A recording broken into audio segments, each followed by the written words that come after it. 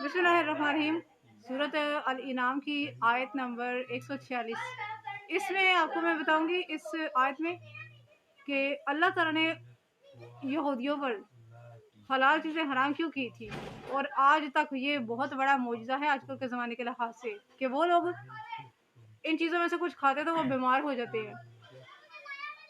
یہ ان چیزوں میں سے کچھ کھاتے ہیں بیمار ہو جاتے ہیں، بالکل ویسے ہی جیسے ہم مسلمانوں پر شراب منع ہے، سور کا گوشت منع ہے، حرام ہے ہمارے لیے، تو ہم بیمار ہو جاتے ہیں، ہماری کڈنیز فیل ہو جاتی ہیں، اور سور کے گوشت اعوذ باللہ من الشیطان الرجیم۔ بسم اللہ الرحمن الرحیم۔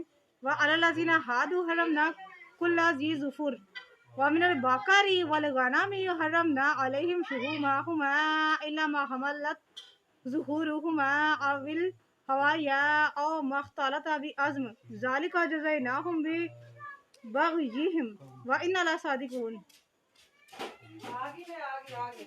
اور ان لوگوں پر جو یہودی بنے تھے اور ان لوگوں پر جو یہودی بنے تھے ہم نے حرام کر دیا ہر ناخن والا جانور اور گائے اور بکری سے۔ ہم نے حرام کی ان پر دونوں مطلب گائے اور بکری کی چربی سوائے اس کے جو اٹھا رکھی ہو ان کی پشتوں یا آنتوں نے، یا جو ملی ہوئی ہو ہڈی کے ساتھ۔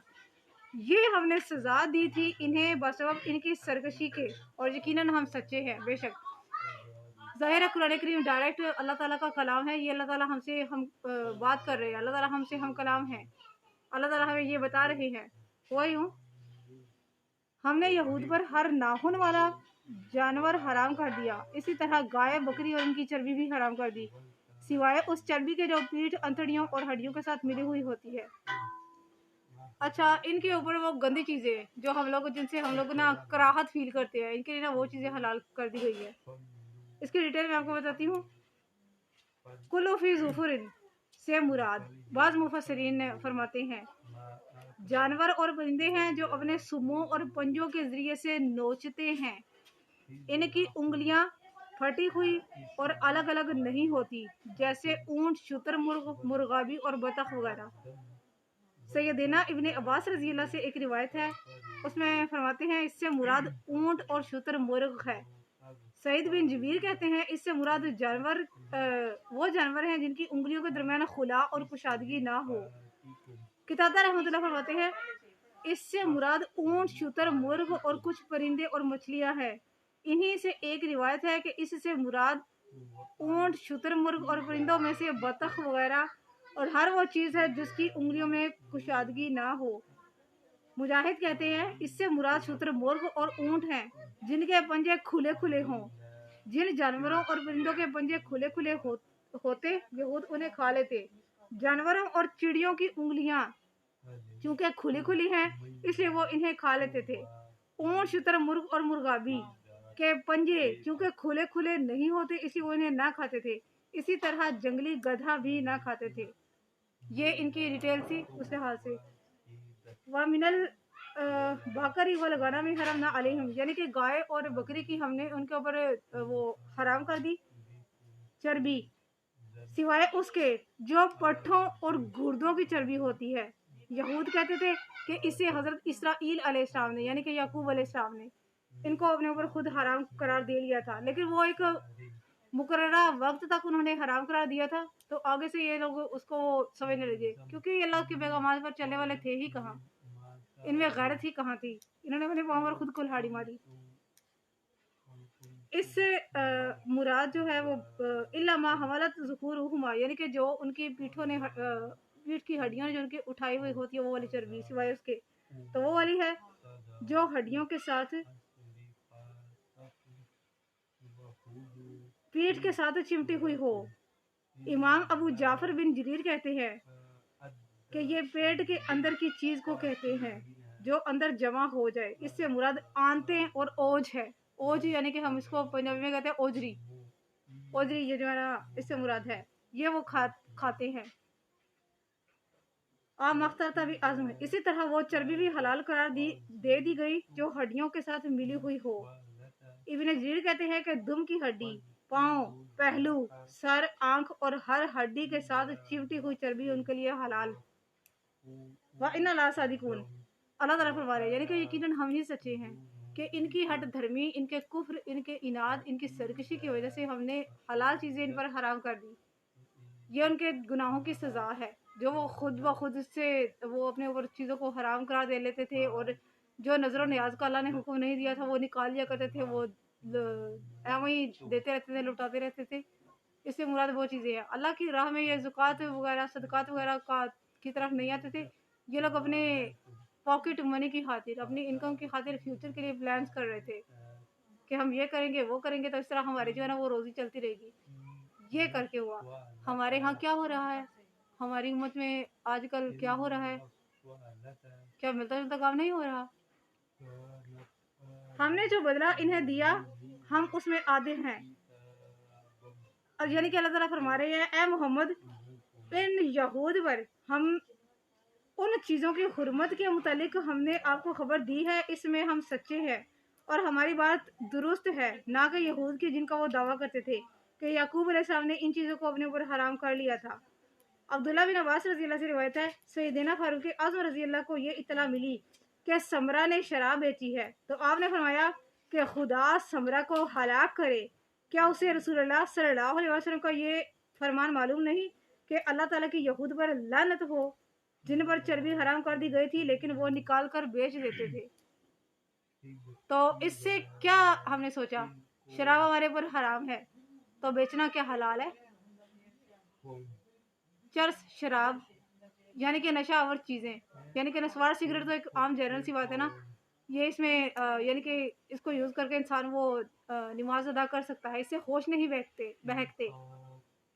یہ والی چیزیں یہ ویسے یہ مکروہ ہے لیکن حرام نہیں ہے جس طرح کے شراب کی حرمت ہے.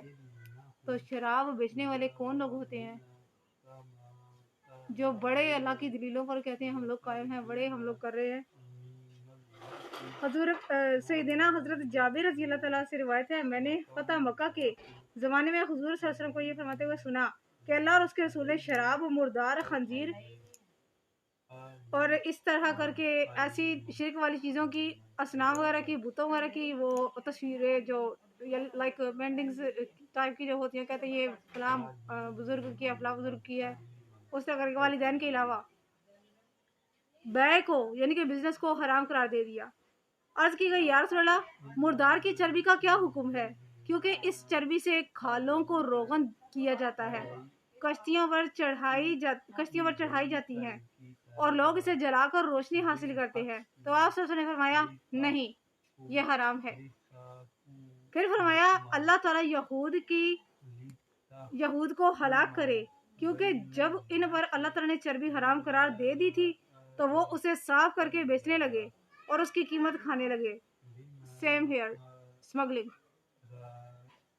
سیدنا ابن عباس رضی اللہ سے روایت ہے رسول پاک صلی اللہ علیہ وسلم مقام ابراہیم کے پیچھے تشریف فرما تھے، نگاہیں آسمان کی طرف تھیں تو آپ نے فرمایا یہود پر اللہ تعالیٰ کی لعنتیں ہوں، ان پر اللہ تعالیٰ نے چربی کو حرام کیا لیکن وہ بیچ کر اس کی قیمت استعمال کرنے لگے. اللہ تعالیٰ نے جس چیز کو کھانا کسی قوم پر حرام کیا ہے اس کی قیمت بھی اس پر حرام کی گئی ہے. ابن عباس رضی اللہ سے روایت ہے رسول پاک اسی طرح وہ مسجد حرام میں تھے تو وہی نازل ہوئی تھی، تو یہی اللہ تعالیٰ کی طرف سے حکم جو ہے نا وہ نازل ہوا تھا. نبی کریم صلی اللہ علیہ وسلم ایک دفعہ نا بیمار ہو گئے تو ان کی بیمار پرستی کرنے کے لیے اسامہ بن زید رضی اللہ تعالیٰ عنہ اور کچھ دوسرے صحابہ کرام گئے. چہرہ اقدس سے انہوں نے چادر ہٹائی اور فرمایا یہود پر اللہ کی لعنت ہو جو بکریوں کی چربی کو حرام سمجھتے ہیں لیکن اس کی قیمت کھاتے ہیں. ایک دوسری روایت میں ہے ان پر چربی حرام کی گئی لیکن وہ بیچ کر اس کی قیمت کھانے لگے. اللہ تعالیٰ نے جس چیز کا کھانا حرام کیا ہے اس کی قیمت بھی اللہ تعالیٰ نے حرام کی ہے. مقصد کیا ہے اس کا مقصد یہ ہے کہ شرک والی اس طرح کی چیزیں لائک جو بدعات سے ریلیٹڈ جو چیزیں نکلی ہوئی ہیں ہمارے معاشرے میں اسلام میں نکلی ہوئی ہیں ان چیزوں کے بیع بھی حرام ہے. شراب تو ہے ہی حرام، اس طرح ایسی چیزوں کی خرید و فروخت بھی جو ہے وہ حرام ہے. مطلب آپ بیچیں ہی نہ، آپ اس بزنس میں اس چاہے ریڑی ہو دکان ہو اس میں بڑھے ہی نہ. 147 نمبر آیت فَإِنْ كَذَّبُوكَ فَقُلْ رَبُّكُمْ ذُو رَحْمَةٍ وَاسِعَةٍ وَلَا يُرَدُّ بَأْسُهُ عَنِ الْقَوْمِ الْمُجْرِمِينَ. پھر اگر وہ جھٹلائے آپ کو تو آپ فرمائیے तुम्हारा परवरदिगार कुशादा रहमत वाला है और नहीं टाला जा सकता उसका अजाब उस कौम से जो जराइम पेशा हो। हमारी क़यामत सर पे खड़ी है। कितनी दफ़ा मैं आपको हर वीडियो में ये बताती रहती हूँ। तो हमारे यहाँ क्या क्या गुनाह हो रहे हैं। क्या ये रियासत मदीना में होना चाहिए था? उनके खिलाफ बोलने की बजाय बेहतर है कि हम लोग खुद को ठीक करें, हम अपने मुल्क को ठीक करें। यहाँ पर ये सब नहीं होना चाहिए। सन 1700 के बाद से लेके 1700 1800 वो जो कैलेंडर है, जो ईसवी कैलेंडर है, उसके लिहाज से तब से ये लोग यानी कि पाकिस्तान और इंडिया का वो जो सारे का सारा था, तब से ये शिर्क वगैरह नए नए रिवाजों को जन्म दिया गया, शुरू हुए। बस कर दें, ख़त्म करें इसको, इस ड्रामे को, क्योंकि कुरान करीम अल्हम्दुलिल्लाह घर घर पहुंचा हुआ है इंटरनेट की बदौलत। ये अलग बात है कि आप अपने बच्चों को किस चीज़ की तालीम देती है, बच्चों को किस चीज़ की तरफ लगाते हैं। आप लोग सिर्फ तालीम, दुनियावी तालीम की खातिर लगाते हैं, सिर्फ बिजनेस करने को लगाते हैं, डॉक्टर इंजीनियर बनाने को लगाते हैं, या कुरान की तरफ भी आते हैं। तो शिरक ना करें, ना ऐसे ठिकानों पर जाए, ना ऐसी जगहों पर जाए। कुरान को, अल्लाह का वास्ता, कुरान को पढ़ो। क़यामत आजकल में आने वाली है।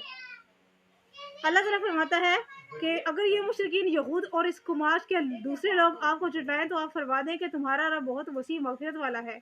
ये अल्लाह ताला ये उनके लिए अल्लाह ताला की वसी रहमत तलब करने और इत्तिबा रसूल में तरगीब है। यानी कि उन लोगों ने कहा था कि अगर अल्लाह ताला चाहता तो हम लोग सारे के सारे हदायत पर होते, लेकिन अल्लाह ताला ने ही हमें हदायत से दूर रखा। कुरान करीम में इसका हवाला बहुत सारी सूरतों में मिलता है। सूरत राद की आयत नंबर 6, ऐ महबूब बेशक आपका रब बहुत बख्शने वाला है लोगों के लिए उनके जुल्म ज़्यादती के बावजूद, बेशक आपका रब सख्त अजाब देने वाला है। आयत नंबर 165 इसी सूरत की।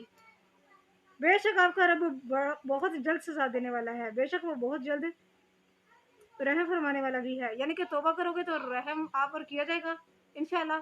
और अगर आप इसी तरह शिरक वगैरह की तरफ लगोगे तो क्या होगा, अल्लाह ताला आपसे बदला लेगा। और उसका बदला क्या होता है, दुनिया में भी ज़िल्लत होती है, आखिरत में तो होनी है ना, मौत के वक्त भी होनी है, लेकिन अगर दुनिया में भी होती है, आपकी इज़्ज़त नहीं रहती, इज़्ज़त आपकी जाती रहती है। इज़्ज़त जाने से मुराद ये कि वाताइज़ु मन तशा वातज़िल्लु मन तशा, अल्लाह ताला जिसे चाहे इज़्ज़त दे, जिसे चाहे अल्लाह ताला ज़लील करे, वो वाली ज़िल्लत, चाहे वो बदनामी की सूरत में हो या जैसे भी हो। ये थी मेरी आज की वीडियो। सदका जारी की नियत से शेयर कर दीजिएगा। जज़ाकल्लाह खैर।